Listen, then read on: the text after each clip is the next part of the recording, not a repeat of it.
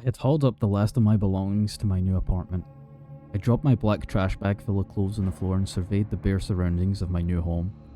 The walls were beige with stray stains randomly dotted from God knows what from the previous tenants that the owners didn't finish cleaning. The carpet had a coarseness that I could feel even beneath the thick soles of my shoes and gave off the faint aroma of cigarette smoke. There was going to be a lot of work to make this dingy unit somewhat habitable. A day later, I was already feeling buyer's remorse for taking this place immediately. Either the property owners were trying their best to unload this dump as quick as they could, or I was desperate enough to sign off on it, thinking that it wouldn't be so bad. The feeling changed when I had a good look at my new neighbour living right next door to me. She turned to greet me, and I immediately averted my gaze downward. I certainly found her attractive, but my natural shyness took over. She stopped me, and I somehow managed to look her in her beautiful hazel eyes that almost hypnotised me.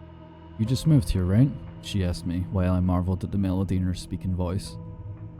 Yeah, I did," I stammered, the words almost stalling in my throat. Being an introverted person, I'm not used to people randomly talking to me, on the rare moments it does happen, but when it's a beautiful person like she was, my anxiety becomes hard to manage. And yet, here she was, talking to me and even giving me a perfectly pearly white smile. Before I knew it, I extended my arm for her, and that "I'm Josh" slipped out, and I cursed myself in my mind. Now she had to think you're a weirdo, I thought. She grabbed my hand and shook it, the skin of her palm radiating a warmth that travelled through and up my arm. "Hi, I'm Lena," she told me. She looked back at me, and I attempted to smile back despite my embarrassment. I was suddenly glad to be on terms with my new neighbour, but I worried about coming off as too obvious, and I told her, "Well, see you later," I timidly ended. I beat my head against the door, cursing myself, stupid, stupid, stupid, like a lovesick high schooler who ended any chance with the biggest crush he ever had. After that, I expected she'd never talk to me again, not even looking my way again, so when she showed up at my door with a bag of takeout, to say I was surprised would be the biggest understatement in my lifetime. "Just wanted to surprise you with some excellent food. I spent all day making it." She winked as she said this, and I felt my face almost burn red. We got to know each other over the next couple of hours, and little by little I opened up to her, which was a first for me. I still felt a little reserved, but I could relax knowing that she didn't think I was a complete dork. I even cracked a few lame jokes and she laughed like she was watching me perform stand-up. It seemed like it ended so quick and she left. She promised she'd see me soon. Even though I was left alone in my less than stellar living space, I was glad for such great company. I went to sleep later, my bed situated right across from my closet. My closet was empty aside from the few shirts I had hanging inside, and the door was shut. This was a superstition I had that I never quite grew out of. It was in the early morning hours when I had just randomly woken up that I heard it. I realised what it was, and my sleepy eyes had bulged out my sockets. From across my bed, I could hear the faint but unmistakable rhythm of breathing. There was someone in my room, just across my bed. I pulled my blankets closer like it was a shield protecting me from the intruder. I didn't dare move, didn't dare to breathe, praying that whoever was here would just walk away. My alarm clock sat next to me, its soft green glow the only source of illumination in my room, and I was desperately hoping it wasn't bright enough to expose my face. The minutes ticked by slowly while the pounding in my heart grew rapidly and harsher with every changing second. All the while, the breathing never faltered or grew louder, just the steady exchange of oxygen of someone overlooking my sleeping form. The minutes trickled by for what felt like a long eternity with no change. I was summoning enough courage to try to look in the direction of my intruder. I turned my eyes over, and my fears were confirmed.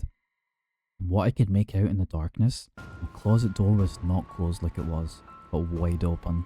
Inside, I could make out the crouched form of a person sitting, watching me from across my room. I wanted to scream, to confront this person, but my fear kept me paralysed and had my vocal cords in a stranglehold. All I could do was lay there as this figure stayed hunched over and breathing. I don't know how I managed to fall back asleep. I woke up to the sun's rays breaking through the window, the dawn being a welcome sight. I looked back at my closet and it was closed, just like how I left it the previous night. I took a moment to calm down and rationalise that it was just a nightmare, maybe a case of sleep paralysis that I had heard about online. It took me a while to get myself out of bed and out from my routine. I got to work, operating on autopilot throughout the day. I finally made it home and Lena was walking opposite me. "How was your first night?" she inquired and looked at my sleepy, deprived face. "You look like you didn't sleep well." I wanted to tell her about the weird dream I had and maybe get a hug from her while she tells me it's gonna be alright. I had a rough night. First night jitters and all. As I said this, my eyes kept darting between her and off to the side. Much as I wanted to admire her, it It felt so intimidating being in her presence, and I didn't even feel worthy to. "Well, I won't be out long, so let me know if you need anything." She waved delicately as she walked away. I was glad for her offer, and I tried to put the whole nightmare out of my mind completely. I was going to bed again later that night, and I made sure the closet door was shut. No way it could open from the inside, right? There was nothing else inside either. No way this could happen again. I woke up the same time in the night, and I felt dread flood in my body as I again heard the soft breathing from my closet. My eyes darted, and this time I dared to move my whole head toward my closet. Door wide open. The intruder hunched over inside. My breathing became quick and shallow as if all oxygen in my room was depleted. I stared down at whoever was in my closet as they coolly remained still. I froze like a deer watching upcoming headlights of imminent demise as I waited for this nightmare to charge at me. But it never did. Just kept sitting there, breathing softly. The reality had set in. This wasn't a nightmare. That there was a person sitting in my closet, watching me from the shadows. I watched for hours until I noticed the dawn begin to bleed into my bedroom. In that half a second I looked away, the figure had vanished. This time, the closet door was still open, a sign that this was in fact real. I walked inside for any other indication that someone was inside during the night. There was nothing there. I was both so afraid because I had an intruder staring at me from my closet and frustrated at myself for being too afraid to do anything. I decided to do something about it, and I would catch whoever it was in the act. I had gone in search of anything that would help me, and I settled on a modest setup but hopefully would help me out. I picked the last item I needed when I felt a hand grip my shoulder and I had nearly jumped 10 feet in the air. "Oh, sorry about that," Lena greeted me with her usual vibrance. "Didn't mean to scare you like that, just trying to say hi." "Oh, that's alright," I said, trying to get my heart rate to slow down. I'm not great when people sneak up on me like that. "Oh, well that's the problem, because sneaking up on people is what I do best," she said with a sly smirk. She was devious, but I couldn't help finding it cute. She walked around with me for a while, and being in her presence made me forget about everything for a bit. I genuinely didn't want to go back to my apartment with whoever waited for me to fall asleep. I wanted to keep talking to Lena, get to know her even more, get her to like me more. Regretfully, we had to part ways, and she promised that we'd meet up again soon. Back in my room, I set up a makeshift surveillance system. Camera and a motion activated light had to do, but it turned out to be all I needed.